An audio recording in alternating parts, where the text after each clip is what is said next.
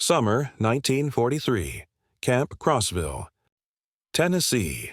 A German soldier stands frozen at the camp canteen, staring at something in his hands, a brown liquid, fizzing, bubbling, in a glass bottle. He's never seen anything like it. For 2 years, he fought under Rommel in North Africa. He survived the desert heat, the British tanks, the endless retreats. He lived on hard biscuits and ersatz coffee, fake coffee made from roasted grain because Germany couldn't afford the real thing. And now, as a prisoner of war in America, he's holding a bottle of Coca Cola. It costs 5 cents. The guards tell him this is the same price American children pay with their allowance money. 5 cents. The same everywhere. For everyone. He takes his first sip. The sweetness hits his tongue. The carbonation burns slightly. The cold liquid slides down his throat. It's unlike anything he's tasted in years, maybe ever. What he doesn't know, what none of the German prisoners know yet, is that this simple bottle of fizzing sugar water is about to destroy everything Nazi Germany taught them.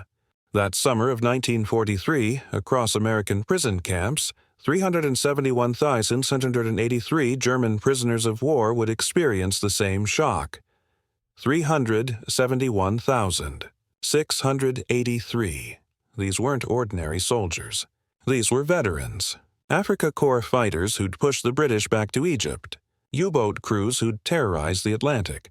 Luftwaffe pilots who'd bombed London. Nazi. Germany's best warriors, and they were about to discover something that would shatter their entire worldview. They would discover a nation where ice cream was routine dessert, where soft drinks were everyday beverages, where candy bars were so common that guards gave them away casually, where sugar, strictly rationed in Germany, sat in bowls on mess hall tables for unlimited use. These simple foods, these treats that most German children had never tasted, would systematically demolish Nazi ideology more effectively than any propaganda program ever could. Here's what makes this story shocking. Nazi Germany told these soldiers they were fighting weak, decadent Americans, a nation of soft, spoiled people who couldn't produce, couldn't organize, couldn't fight. They were told American industry was chaotic. American society was collapsing. American power was an illusion. Instead, they discovered a nation so wealthy it could serve ice cream to its enemies. In the middle of a world war. By late 1944, German prisoners in America would be doing something unprecedented, sending food packages home to Germany. Think about that. Captured enemy soldiers, held in prison camps, sending food to their families in Germany, because prisoners had more to eat than free German civilians. This is the story of how America won a psychological war with Coca Cola and chocolate bars, how industrial abundance defeated military propaganda, and how the greatest ideological transformation in modern history happened not through force, but through ice cream sundaes. May 1943. Tunisia, North Africa. The Afrika Korps surrenders. Approximately 250,000 German and Italian soldiers march into Allied captivity. These are hardened desert fighters, veterans who believe in German superiority, who've been told that capture by Americans means torture, starvation, brutality. Nazi propaganda prepared them for the worst. One German officer later testified to the International Red Cross. "We expected to be starved as prisoners. We expected beatings. We expected to die in American captivity. Instead, within hours of surrender, something impossible happens. They receive K rations." American soldiers complained constantly about K rations, called them terrible, threw them away half-eaten. To the Germans, their treasure. Each ration contains crackers, processed cheese, candy, fruit bars, instant coffee, sugar tablets, and cigarettes, foods that had vanished from German military rations years earlier. At the processing camps in North Africa, the U.S. Army serves breakfast, pancakes with syrup, fresh eggs, and milk. Real milk, not powdered, not ersatz. Real. German soldiers who survived on minimal rations for months think it must be a mistake, a temporary kindness before the punishment begins, but tomorrow brings lunch, and dinner, and breakfast again. The systematic feeding of enemies with superior food begins immediately, though its psychological impact won't be understood until much later. Summer, 1943, Liberty ships carry prisoners across the Atlantic to the United States.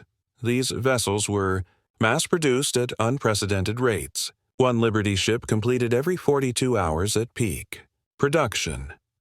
Every 42 hours, they transported up to 30,000 prisoners monthly. To America naval records show prisoner rations aboard these ships matched or exceeded standard crew provisions. Approximately 3,500 calories daily, fresh bread, meat, vegetables, coffee, with sugar and milk. The ship's refrigeration systems, standard equipment on American vessels, kept food fresh throughout the 2-week crossing. But here's what the Germans couldn't believe. Ice cream was served during Atlantic crossings. The USS General M.B. Stewart's log from July 1943 records serving ice cream to prisoners on July 4th using the ship's ice cream maker that produced 10 gallons per batch. Ice cream. In the middle of the Atlantic Ocean, a world war served to enemy prisoners. 4. Men who hadn't seen ice cream since before the war, who'd almost forgotten such luxury existed. This frozen dessert in the middle of the ocean defied every assumption about America, about resources, about what was possible during wartime. A German prisoner later wrote, "I thought it was a dream, or a trick. How could a nation fighting on multiple continents, shipping millions of soldiers worldwide, still have ice cream on prison transport ships? It made no sense, but it wasn't a dream. It was American abundance, and they were only beginning to understand its scale." When the ships docked at ports like Norfolk and Newport News, Virginia, German POWs encountered an America that Nazi propaganda had declared impossible. The Norfolk Naval Base alone covered 4,300 acres. Massive cranes, endless warehouses, ships being loaded and unloaded simultaneously. It handled more cargo daily than major German ports managed weekly. One German sailor, accustomed to Hamburg's operations, calculated, "This single port moves more in 24 hours than our largest ports move in 7 days. How is this possible?" At the port exchanges, shops for dock workers, prisoners glimpsed shelves stocked with candy bars. Dozens of varieties. Hershey, Mars, Nestle, all selling for 5 cents. The same price everywhere in America. This democratic abundance, this equality of access, contradicted everything Nazi ideology taught about hierarchy and control. The journey inland by train provided further education in American normalcy. German prisoners expected cattle cars. That's how people were transported in Europe. Packed standing, no facilities, no food. Instead, they traveled in passenger coaches, with dining cars, serving full meals. Documented menus from July 1943 show fried chicken, vegetables, pie, and coffee. The prisoners kept waiting for the revelation that this was special treatment. Propaganda. Show food for new arrivals. But then they watched American civilians boarding at stations. Ordinary people, workers, families, soldiers on leave, all eating the same food, all traveling the same way. This wasn't special treatment for prisoners. It was a standard American rail service, available to anyone with a ticket. The prison camp system constructed across America housed POWs in conditions that exceeded Geneva Convention requirements. Camp Crossville, Tennessee, typical of larger facilities, included electric lights in every barrack, not rationed, not limited, just on. Hot water running for showers daily. Flush toilets with modern plumbing. Heated barracks in winter with actual heating systems. German soldiers compared notes. Many came from homes without indoor plumbing, from villages without electricity, from cities where power was rationed, And here, in prison camps for enemy soldiers, these were standard. But the real psychological impact came from the camp exchanges. The PX stores, according to Army quartermaster records, camp exchanges stocked multiple soft drink brands: Coca Cola, Pepsi Cola, Dr. Pepper, RC Cola, various candy bars and confections, dozens of varieties, always available. Ice cream where refrigeration permitted, multiple flavors. Cigarettes and tobacco, American brands, quality tobacco. Fresh fruit and snacks, apples, oranges, bananas when available. Beer, 3.2% alcohol content for purchase. Here's what made this psychologically devastating. Prisoners earned 80 cents daily for labor, later raised to $1. With candy bars at 5 cents and Coca Cola at 5 cents, a single day's wage could purchase 16 items. 16 Coca Colas, or 16 candy bars, or 8 ice cream cones, or any combination. In Germany, such products, if available at all, required special connections, party membership, black market contacts, enormous sums. In America, they cost a nickel, and anyone could buy them. Want to know the shocking comparison? A German factory worker's monthly wage in 1943 might buy 2 chocolate bars on the black market, if he could find them. An American prisoner's daily wage bought 16 Coca Cola became the symbol of American industrial democracy. Company records show 5 billion bottles produced in 1943 alone. 5 billion bottles. The military contract guaranteed 5 cents. Coca-Cola to American servicemen worldwide, from Alaska to Australia, from Iceland to India. A commitment requiring unprecedented logistics. German prisoners discovered this soft drink was ubiquitous in America. Not rare, not luxury, ubiquitous. Every camp received regular deliveries. Work details observed vending machines and coolers everywhere. Gas stations, factories, schools, street corners. Americans of all ages and classes drank it casually. Discarded half-empty bottles without thought. But here's what astounded technically minded German engineers. Coca-Cola tasted identical whether consumed in Maine or Texas. Identical. This was a feat of quality control exceeding anything German industry had achieved. The syrup concentrate manufactured in Atlanta and distributed nationwide to bottling plants represented industrial coordination that challenged Nazi assumptions about American chaos. Want to know the scale? Historical records confirm many prison camps received weekly deliveries of 200 to 300 cases, each containing 24 bottles. Camp Hearne, Texas alone consumed approximately 7,000 bottles weekly during summer 1943, 7,000 bottles every week.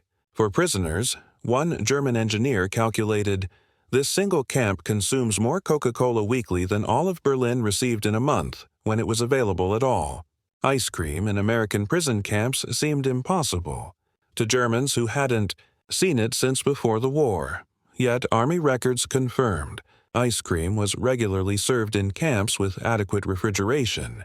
During summer months, the military considered ice cream essential for morale, so important that specialized ice cream ships were built for the Pacific Fleet, floating ice cream factories to serve soldiers fighting in the tropics at Camp Shelby, Mississippi. The July 4th, 1943 celebration included ice cream made on site. Prisoners watched in disbelief as hand-cranked freezers produced gallons using ice in July in Mississippi, fresh cream not powdered, unlimited sugar, and flavorings. The casual use of scarce resources for entertainment food demonstrated priorities Germans couldn't fathom.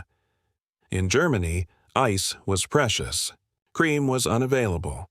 Sugar was rationed at 280 grams monthly, when available. In America, all 3 were used to make dessert. For prisoners, on a holiday. By 1944, many camps had electric ice cream makers. The variety available exceeded what German ice cream parlors offered before the war. Chocolate, vanilla, strawberry, butter pecan, mint chocolate chip. Prisoners could purchase ice cream bars for 10 cents, ice cream sandwiches for 10 cents, cups of various flavors for 10 cents. Army procurement records show larger camps ordered 50 to 100 gallons of ice cream weekly during summer months. 100 gallons of ice cream. For prisoners, every single week, sugar consumption delivered particularly powerful psychological impact. In Germany, sugar was strictly rationed. Civilians received 280 grams monthly. When available, that's about 10 ounces. For an entire month, if you were lucky. In American camps, sugar sat in bowls on mess hall tables. For unlimited use. Quartermaster records show camps receiving 100-pound bags of refined sugar weekly. Camp bakeries used sugar liberally. Cakes, cookies, pies, sweetened coffee, sweetened tea, desserts without restriction. But here's the incident that reveals everything about the gulf between societies. August 1943. Camp Aliceville, Alabama. Humid weather hardened several hundred pounds of sugar, making it difficult to use. What did the kitchen staff do? In Germany, such sugar would be carefully recovered, steamed, processed, saved, guarded like gold. In America, they discarded it, threw it away, and ordered replacement supplies. German prisoners working in the kitchen were reportedly distressed by this waste. One wrote, "I watched them throw away more sugar than my family received in a year. I couldn't understand. Why not recover it? Why waste it? Then I realized they didn't need to save it. They had more." November 25, 1943, across America, in prison camps from coast to coast, German POWs sat down to a meal that would change their understanding of everything. Traditional Thanksgiving dinner. Roast turkey with stuffing, mashed potatoes and gravy, sweet potatoes, cranberry sauce, vegetables, pumpkin pie, coffee, and milk. This wasn't a special gesture. This was standard Army records confirmed that all prison camps served this exact meal to 425,000 prisoners, plus millions of American servicemen worldwide. The logistics alone were staggering, providing turkey dinners simultaneously to prisoners across America and soldiers fighting on multiple continents, showcased organizational capacity that dwarfed anything Germany had achieved. But here's what shattered Nazi ideology. German prisoners received the same meal as American soldiers, not inferior rations. Not a lesser version, the exact same food on a purely American holiday, celebrating American prosperity, but enemy prisoners. Eating the same turkey, the same pie, the same everything. This equality of treatment contradicted Nazi racial hierarchy at its very foundation. One German prisoner wrote, "I sat at that table eating turkey and pie and realized they don't hate us. They pity us because they can afford to feed enemies like this, while our own people starve." December brought something even more psychologically devastating. Unexpected generosity from American civilians. Church groups, civic organizations, and individuals sent packages to German POWs, to enemy soldiers, while Americans were fighting and dying against Germany. The American Friends Service Committee alone distributed 50,000 Christmas packages to enemy prisoners. 50,000 packages to Germans. These packages typically contained homemade cookies, candy, toiletries, games and books, cigarettes, and writing materials. Local communities near camps provided additional support. In Tonkawa, Oklahoma, townspeople delivered homemade treats to German prisoners at Camp Tonkawa. In Hearne, Texas, church groups brought Christmas cookies and candy to Camp Hearne. Think about what this meant. American families, who had sons, brothers, fathers fighting against Germany, nevertheless showed charity to German prisoners. This wasn't weakness. It was incomprehensible power, demonstrating strength through mercy rather than vengeance. One German prisoner later testified, "A woman brought cookies to our camp. Her son had been killed in Italy, fighting against us. Yet she brought cookies. I couldn't understand it. In Germany, such a woman would have demanded revenge. Here, she brought cookies. That's when I knew we had fundamentally misunderstood America. American chocolate consumption patterns revealed democratic abundance at its purest. Major manufacturers, Hershey, Mars, Nestlé, produced millions of bars, monthly, despite wartime restrictions. The military alone purchased 380 million pounds of chocolate. Products during the war years, 380 million pounds. Prison camp exchanges stocked multiple chocolate varieties at 5 to 10 cents each. Standard Hershey bars, various candy bars, emergency chocolate rations. But here's what Germans found psychologically jarring. Americans had preferences among chocolate brands. They casually chose one over another, like selecting between equals. Not desperate to obtain anything available. I want Hershey today. No, give me a Mars bar instead. This casual choice, this abundance of options, this democratic access to luxury. It was everything Nazi Germany wasn't. Red Cross packages distributed monthly to prisoners included chocolate bars among other items. Standard parcels contained chocolate or candy bars, instant coffee, processed cheese, crackers, canned meat, cigarettes, and soap. These packages supplemented regular rations. Supplemented. Enemy prisoners received supplemental luxury packages, while German civilians starved on basic rations that were often unavailable. By 1944, labor shortages intensified. German POWs worked increasingly outside camps. Approximately 100,000 prisoners worked in agriculture and food processing across America. They witnessed abundance at its source. In Michigan, prisoners picked cherries, not for eating, not for export, for maraschino production, those bright red garnishes, topping ice cream sundaes. The volume staggered them. Single orchards producing tons of fruit for decorative purposes. Decorative. One prisoner calculated, this one orchard produces more cherries for decoration than all of Bavaria grows for food.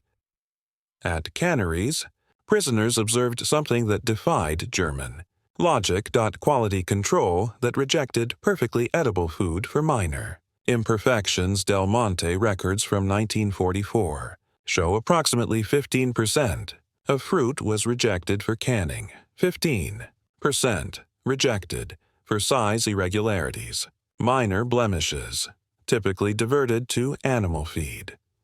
In Germany, such food would feed families, children, the elderly. In America, it fed livestock. Sugar beet processing in Colorado and Nebraska revealed agricultural mechanization beyond German achievement. Single American farms produced more sugar, beets than entire German regions. Sugar production from both cane and beets reached approximately 7 million tons annually. 7 million tons. Explaining the casual abundance prisoners witnessed at every meal. One German agricultural engineer wrote, I studied farming in university. I thought German agriculture was efficient. Then I saw one American farm produce more than my entire home district, with fewer workers, using machines we haven't even designed yet. German prisoners working near schools witnessed something that completed their ideological transformation. American children receiving hot lunches, including milk, protein, and vegetables. Many schools provided fresh milk to children, daily. The logistics of daily delivery to thousands of schools demonstrated organizational capacity Germany couldn't achieve for military supplies. But here's what destroyed any remaining Nazi beliefs. Some school cafeterias offered ice cream for additional purchased American children, while their fathers fought Germany, could buy ice cream at school. German children faced starvation. One prisoner working near a school wrote, I watched children complain about their lunch. I don't like this. Can I have ice cream instead? And I thought of my daughter, who hasn't seen milk in months. Who would eat garbage if it filled her stomach? These children have so much they can be picky. When minimum security prisoners ate at American diners under guard, they encountered democratic abundance in its purest form. These small restaurants offered menus that would have graced elite German establishments. Available to anyone with modest funds. Documented prices from 1944. Hamburger 25 cents. Coca Cola 5 cents. Pie slice 15 cents. Ice cream sundae 25 cents. Full dinner special 65 to 75 cents. The equality of service contradicted German social stratification fundamentally. A factory worker and a bank president ate identical meals at adjacent counter stools, served by the same waitress. For the same price, no hierarchy, no special treatment, no party membership required, just money. And in America, workers had money. One prisoner observed, in Germany, such restaurants existed only for the elite. Here, a truck driver sits next to a businessman. Both order the same food, both pay the same price. The waitress treats them identically. This is what they mean by democracy. As prisoners gained access to American publications, they discovered production statistics that dwarfed German efforts. These numbers were published openly. In newspapers, magazines, no secrets, no propaganda. 1944. American production, sugar approximately 7 million tons, chocolate and cocoa products 380 million pounds for military alone. Coca Cola 5 billion bottles from 1943 figure, ice cream over 500 million gallons, milk 119 billion pounds. German production same period, sugar heavily rationed primarily from beets, chocolate military priority only, soft drinks minimal production, ice cream virtually non-existent, milk severely rationed.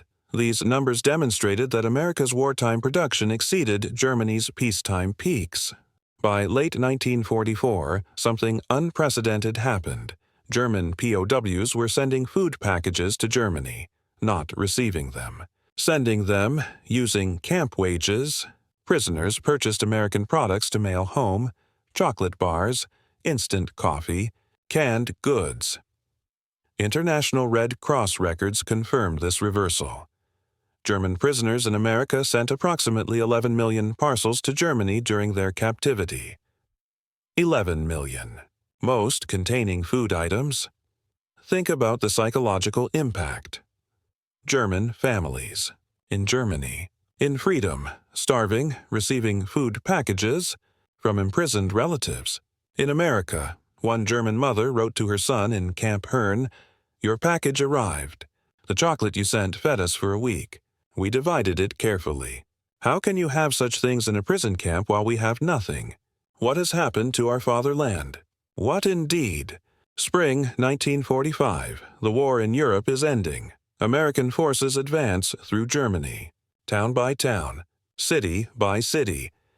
In prison camps across America, German POWs watch newsreels, combat footage sent from the front lines, and they see something that completes the ideological demolition, American GIs, advancing through enemy territory, through German towns, distributing chocolate and chewing gum.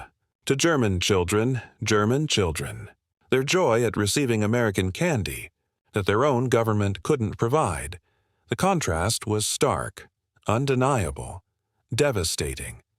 American soldiers, invading Germany, carrying enough candy to give away. The German state that promised triumph, delivered starvation.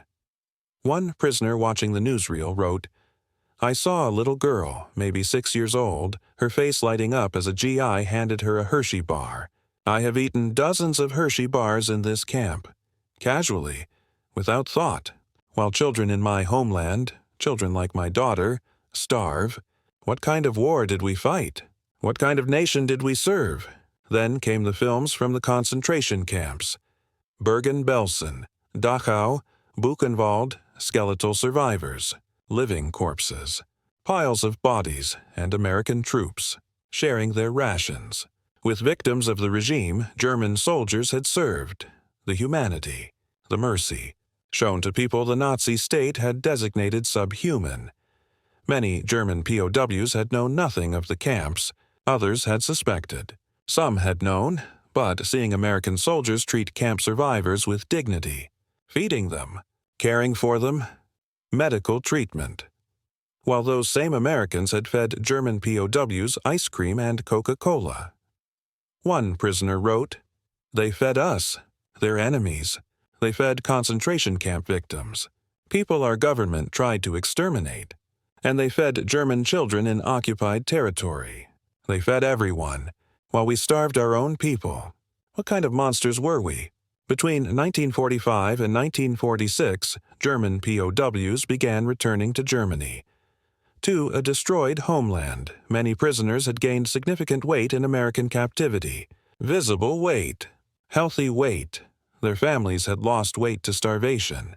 In German freedom.medical, examinations showed German POWs generally returned, healthier than when captured.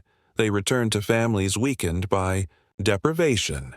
This physical evidence of American plenty versus German deprivation was undeniable. The contrast was written on their bodies. Many prisoners brought final Red Cross packages. Home, chocolate, coffee, canned goods. These became family treasures, hoarded, rationed, carefully. Children who had forgotten. Chocolate's taste received Hershey bars from fathers who had eaten ice cream regularly in prison. Camps. One returning POW described his homecoming. "My daughter, 8 years old, weighed less than when I left 3 years earlier. She was thin, weak. I gave her a chocolate bar from my Red Cross package. She held it like gold, ate it slowly, savoring every bite. I had thrown away half-eaten chocolate bars in America, casually, without thought. And here was my child, treating one bar like the greatest treasure. I wept."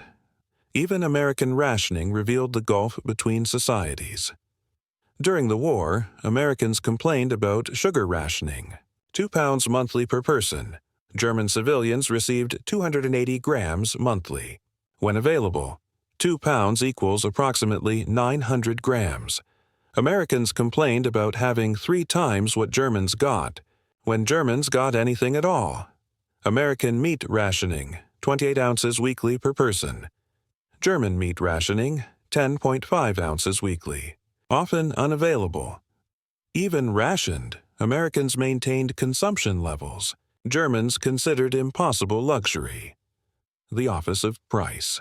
Administration records show Americans purchased 74 pounds of sugar per capita in 1944, despite rationing, 10 times German. Consumption. Want the shocking truth? American complaints about wartime shortages, about rationing, about doing without. Those complaints were about living at a level that exceeded German pre-war prosperity.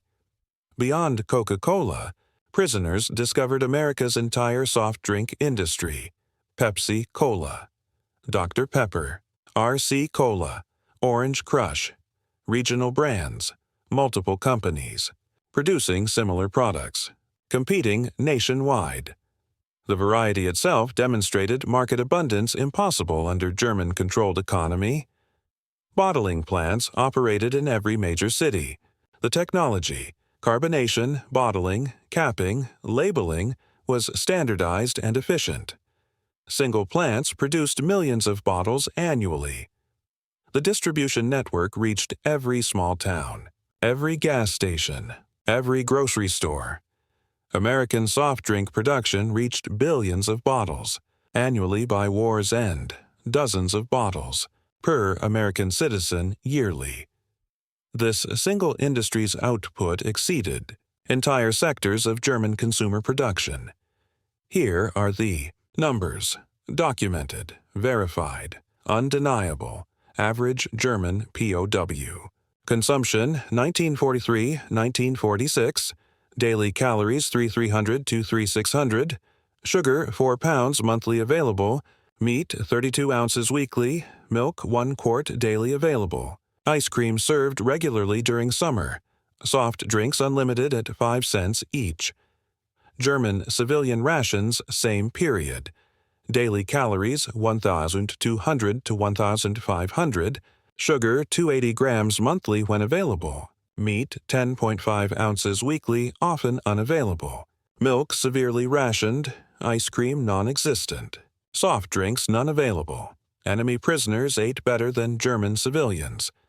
Not through German generosity, through American abundance extending even to defeated foes. Former POWs became unexpected advocates for the Marshall Plan. They had witnessed American abundance that wasn't zero-sum, prosperity through production rather than conquest. Their testimony that Americans could afford to rebuild enemies influenced German acceptance of American aid. These men understood American power came from productive capacity, not extraction, not conquest. They had seen a society wealthy, enough to waste food while fighting a global war. This mental model, creation rather than conquest, shaped West Germany's economic approach. The German economic miracle of the 1950s was partially built on knowledge gained in American prison camps. Former POWs who witnessed American production methods, distribution systems, and consumer abundance applied these lessons to German Reconstruction. They had learned fundamental truths. Mass production could make luxuries affordable, not just for the elite, for everyone. Standardization enabled quality and efficiency. The same Coca Cola, from Maine to Texas, every time. Consumer abundance created political stability. Happy, well-fed people don't start revolutions. Industrial democracy could outproduce authoritarian control. Free markets, free people, more production. These lessons, learned through Coca Cola and ice cream, shaped a generation of German business and political leaders. One former POW who became a successful businessman later said, "In America, I learned that prosperity isn't seized, it's created. That abundance isn't won through conquest, it's produced through freedom." These lessons rebuilt Germany. In various post-war interviews and memoirs, German POWs consistently identified food abundance as transformative. A former Africa Corps officer stated in a 1975 interview, "We expected to defeat a weak, divided America. Instead, we found a nation that could give ice cream to enemies. That's when we knew we had lost more than a war. We had lost our entire world view." Another veteran, interviewed for a documentary in 1985, recalled, "My first Coca Cola was like drinking the future. It was sweet, fizzing, completely unnecessary, and available to anyone for a nickel. That drink contained everything Nazi Germany wasn't: abundant, democratic, joyful." A third former POW wrote in his memoir, "I watched American guards discard half-empty Coke bottles. In that moment, I understood. They had so much they didn't need to finish. We had so little we saved every crumb. The war was already over. We just didn't know it yet." These testimonies, collected across decades, confirm that American food abundance achieved what military defeat alone couldn't. Complete ideological transformation. The men who arrived as Nazi warriors left as witnesses to democratic prosperity. Historians recognize the German POW experience in America as remarkably successful. Re-education through abundance rather than propaganda. The program succeeded because it relied on observation rather than instruction. POWs saw American society functioning at peak productivity while treating enemies with dignity. The food aspect was crucial. Because it was universal, everyone understands hunger and satisfaction. Undeniable, weight gain and health improvement were visible. Continuous, 3 meals daily plus canteen purchases. Comparative, prisoners knew. German deprivation intimately. Every meal became a lesson in American industrial capacity. Every Coca Cola demonstrated standardization and distribution. Every ice cream sundae showed that abundance could be democratic. Arnold Kramer, the leading historian of German POWs in America, concluded that food abundance was central to ideological transformation. His research confirmed that casual American plenty accomplished what formal re-education programs couldn't: complete demolition of Nazi superiority myths. The transformation was complete and irrevocable. Men who marched for the Third Reich returned as apostles of abundance, carrying a revolutionary message. Prosperity came from freedom, not conquest. They had learned America's secret weapon wasn't military might, it was the ability to give ice cream to enemies. And that lesson would change Germany forever. Children of prisoners of war grew up hearing stories about American abundance in prison camps, stories that initially seemed fantastic, impossible, like fairy tales, ice cream every week, Coca Cola for a nickel, sugar in bowls, chocolate bars casually discarded. Their fathers spoke of these things with reverence, with wonder, with the tone of men describing miracles, and as West Germany recovered, as American products became available, the children discovered something shocking. The stories were true. Supermarkets appeared in German cities, stocked with variety their parents had only seen in America. Soda fountains opened, serving sundaes like the ones their fathers described, candy aisles offering dozens of choices, just like in the prison camp PX stores. The mythology of American plenty, born in prison camps, shaped generations of German-American relations. Many POW children later studied or worked in America, drawn by their fathers' stories of impossible abundance, and they found the reality matched the tales. This impact extended beyond individuals and West. German business culture absorbed lessons about consumer abundance, quality standardization, democratic markets, and production over conquest. The economic miracle wasn't just about production. It was about creating abundance for ordinary citizens, not just the elite, not just party members. Everyone. Former POWs who became business leaders understood prosperity shared is prosperity multiplied. One former POW who became a supermarket chain owner said, "In America, I learned that ordinary people with ordinary wages should eat extraordinarily well. That's what I built in Germany. Supermarkets where a factory worker could buy the same quality as a doctor. American lessons in German soil." Today, McDonald's operates over 1,400 restaurants in Germany. Coca Cola is ubiquitous. In every store, every restaurant, every gas station, ice cream is ordinary, routine, expected. The transformation from scarcity to abundance, initiated in American prison camps, is complete. Yet the historical lesson remains. Powerful ideological transformation through abundance rather than deprivation, kindness rather than cruelty. Demonstration rather than propaganda. In 1984, 40 years after the war, veterans gathered at a former campsite, German POWs. Now old men, with their American guards, also old men. One exchange captured everything. Former prisoner. "You know, we always wondered, why did you treat us so well? We were your enemies." Former guard. "That's the thing. You were prisoners, not enemies. Not anymore. We figured, if we treated you right, maybe you'd go home and remember.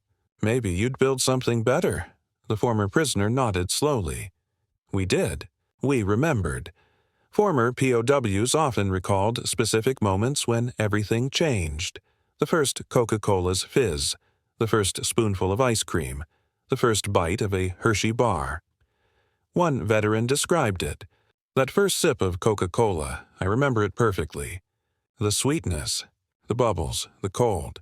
It was like nothing I'd ever tasted. And I thought, if this is what enemy prisoners get, what must American children have? What kind of nation produces such abundance?" Another recalled, "I watched an American guard throw away a half-eaten candy bar. Just tossed it in the trash. In Germany, we would fight over such waste. Here, it was nothing. That's when I understood. We hadn't lost a battle. We'd lost to a different kind of civilization entirely." A third remembered. Christmas, 1943. A church group from town brought us homemade cookies. I asked the guard why. He said, "It's Christmas. Even enemies deserve kindness on Christmas." I realized then they were stronger than us, not because of weapons, because of mercy. This story represents history's most unusual victory, a war won through generosity and ideology, defeated by ice cream, a worldview shattered by soft drinks. German POWs experienced transformation not through punishment, but through plenty. They arrived believing in German superiority and American weakness. They left, understanding that American strength came from productive capacity so vast it could waste resources without concern, the society that could give Coca Cola to prisoners for 5 cents possessed, power beyond military might, the ice cream. Sundae, with its layers of excess, ice cream, syrup, whipped cream, nuts. Cherry became a metaphor for American abundance.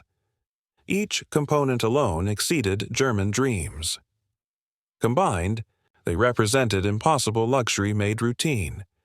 That enemies could order seconds while German children faced hunger revealed the totality of Nazi failure. The transformation was complete and irrevocable. Men who marched for the Third Reich returned as apostles of abundance, carrying the revolutionary message that prosperity came from freedom, not conquest.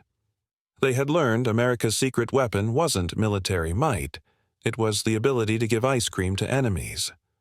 One former POW, in his final interview before his death in 1998, summarized it perfectly. In 1943, I was captured believing in German superiority. In 1946, I returned home knowing the truth. America didn't defeat us with bombs or bullets, though they had plenty of both. They defeated us with ice cream and Coca Cola. They showed us that freedom produces abundance, that democracy creates prosperity, that kindness is strength, not weakness.